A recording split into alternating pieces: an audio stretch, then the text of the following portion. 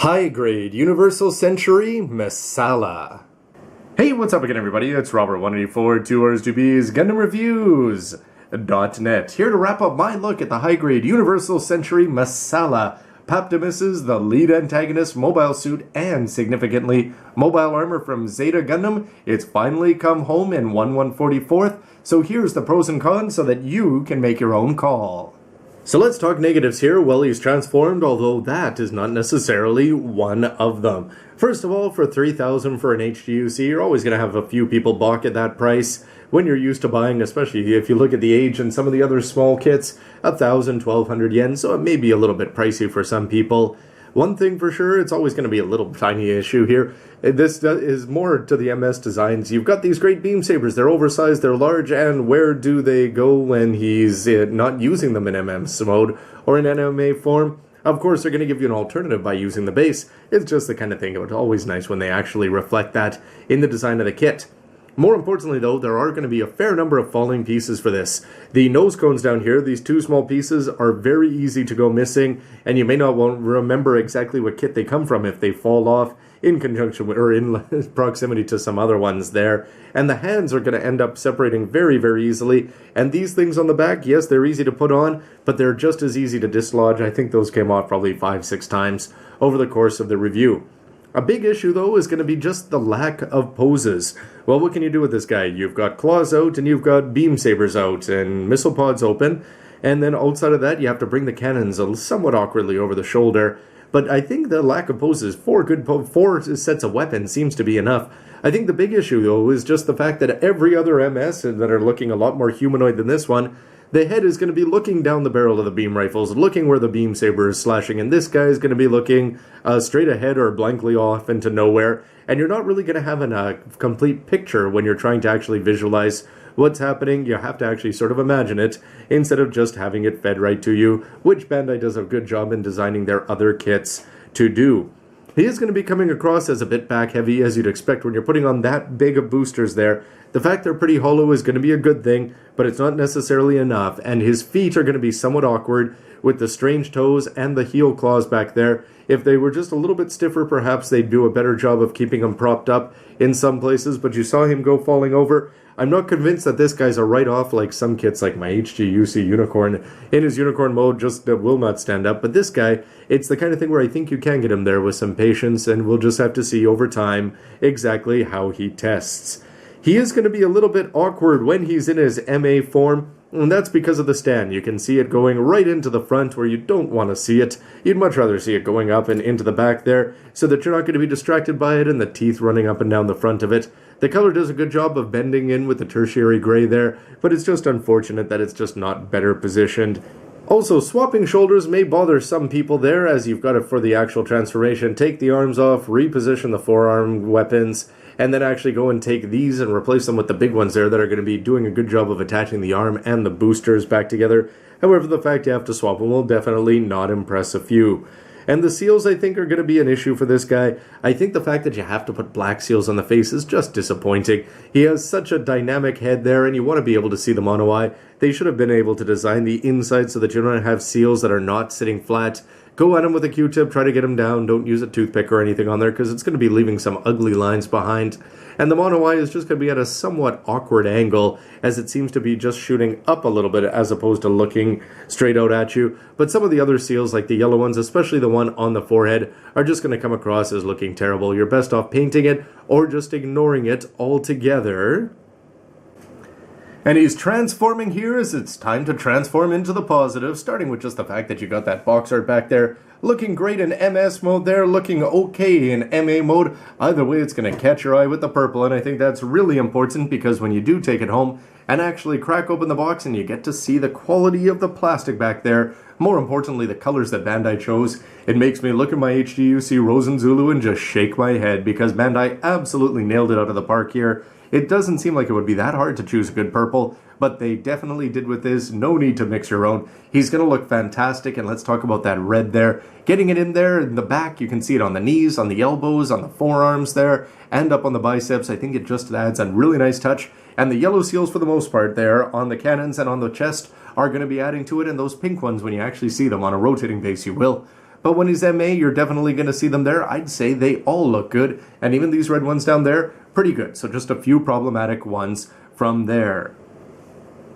But let's see, bottom to top, you know, with those ankles, when I first saw the shots of this, I had to wonder how well they were going to be working out. And yes, he did go toppling over a few times during the course of the review, but I think they're definitely better than anticipated there. The toes seem to work, and those claws, they do a good job, so even if you're going to do something funky, you can just extend them even downwards there. So instead of having the heel up, you can actually fix that, which is a nice touch with one or with both. And besides, even if the ankles are wonky, they're going to be giving you a base there. I really like the design that it's got down there at the bottom. It doesn't distract from the overall MS design by having a big sort of funky looking hexagon coming forward. So for me, it's a big plus, especially molded in this nice custom plastic. The legs look great. The red on there looks good. The hips can move incredibly because of the lack of the skirts. But the chest section, I think, is really going to be surprising when you put it all together there. The red colors are great, and the front, yeah, it's missing a few color wraps. Perhaps, but more importantly, I think the slide mechanism is just a treat to put it together there. You get to see that big bulky piece of gray back there, and I worried a little bit that this part doesn't attach. You'd figure that they would have put in some sort of a peg system there so that the back would attach onto the waist when it closes up. Not needed, and so far it doesn't seem to be an issue whatsoever. For the boosters on the back, first of all, the fact that they're big, monstrous, overbearing, I think that's fantastic. That's exactly what the Messala needs to be bringing to the table there. And these parts here, for the most part, for the negatives, yes, you are going to have a few weight issues with them. But for the most part, it's well designed, and I haven't had too many problems. Whether you're sort of swishing them off to the side or bringing them over for a big cannon attack, they seem to be working. And the missile pods up on the shoulders, a huge range of motion. You can open it up, clearly exposing the 9 missiles there. No matter what angle you're at, you're pretty much going to see it. Well, the camera's here is a little bit below, but up above, zero issues. You can sort of twist the shoulders forward and have them go for the big launch. And in terms of the other weapons, I'm a huge fan. I don't mind the fact that you're swapping off this cover here for the claw whatsoever, especially when you consider it's going to be stored away neatly in the base. The claw could be boring and symmetrical, and instead it's not. It's going to be interesting there. Swap it off, put whichever one on the arm. They're going to have a recommendation for you, but feel free to ignore it. But I love the beam saber handles there. The fact that they're oversized yellow, they're going to be standing out against these color, and they're just perfect in terms of their design. And it's the kind of thing where you never think you'd be complimenting something so much like this. But the base design is great. I've always got a Ziploc on hand as soon as I start to build kits so that you don't go losing your parts there, but you can put in 4 different manipulators at one time there, including the hands holding the beam sabers. I think that's an incredible touch, the actual handles, and then you can take the beams and plug those in on the side. You've got these funky looking pieces, which are going to look a little bit ugly, admittedly, when he's in his MS mode, but you can take the smaller ones when he's in MA mode and put them on there, and they're going to be looking fine. You'll hardly even notice they're there. So whether you choose to use especially the visible options or not, it's up to you, and they are giving you an option for something that you don't have to go straight to keeping them in the box, which is something we've done many times. So let's talk transformation now, and I've got to say I'm pretty happy with it in terms of the actual parts forming. Taking the arms off isn't a big issue, and I've got to say that the versatility of these pieces, the way they attach in there, they get the arms and they get the boosters attached, they get the body held together very firmly. Everything about these, I think, are just incredibly well designed, and if it's at the cost of just swapping off a simple shoulder piece, for me, it's well worth the trade to have a solid transformation. And it's the kind of thing when I take real grade Zeta and compare it, this guy's never going to get transformed again, whereas this one, it could happen fairly often. In fact, as quickly as you might do it in Gundam vs. Gundam with that quick feature. In terms of the looks, I really like it overall. It's big, bulky in the back, the legs sort of get lost.